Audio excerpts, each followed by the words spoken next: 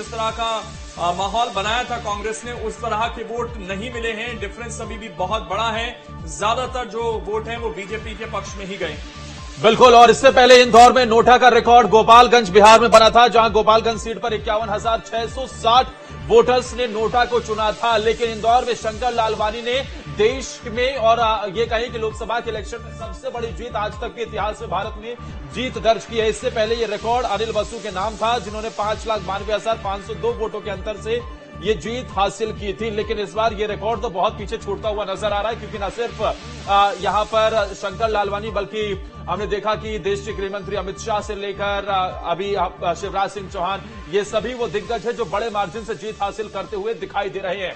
11,75,000 वोटों से शंकर लालवानी ने जीत दर्ज की है। और ये भारतीय जनता पार्टी यहां पर लेकर भी चल रही थी कि 10 लाख के वोटों से हमें जिताना है। शंकर लालवानी को वो होता हुआ भी दिख रहा है, लेकिन नोटा को वोटों का सबसे बड़ा रिकॉर्ड भी यहां से कायम हुआ है। एक साथ कई रिकॉर्ड इंदौर की इस लोकसभा सीट पर बनता हुआ दिखाई दिया है।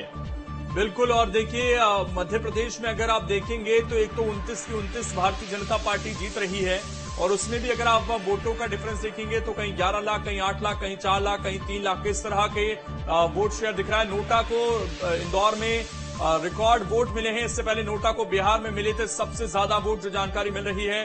और यहां पर 2 रिकॉर्ड एक साथ बने हैं, एक तो सबसे बड़ी जीत का, और दूसरा जो सबसे बड़ा रिकॉर्ड बना कि नोटा को सबसे ज्यादा वोट यहां पर मिलते हुए दिखाई दिए हैं। देश में अब तक की ये सबसे बड़ी जीत है। और दूसरी जीत हम कह सकते हैं शिवराज सिंह चौहान को, जिनकी वहां पर लड़ाई ही इस बात को लेकर चल रही थी कि क्या वो सबसे ज्यादा वोटों से जीत पाएंगे। अगर ये इंदौर इंसिडेंस ना होता तो शायद शिवराज सिंह चौहान की देश भर में आज उस जीत को लेकर चर्चा होती।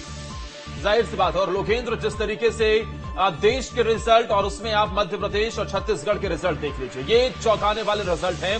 जब हमने देखा कि कई राज्यों में, आप उत्तर प्रदेश ले लीजिए, पश्चिम बंगाल ले लीजिए, और कई ऐसे राज्य हैं जहां बड़ा उलटफेर होता हुआ नजर आया, उस बीच भी मध्य प्रदेश में 29 की 29 सीटें क्लीन स्वीप करना भारतीय जनता पार्टी के लिए कहीं ना कहीं मोहन सरकार के कामकाज पर भी मुहर लगाते हुए क्लियर दिखाई दे रही है।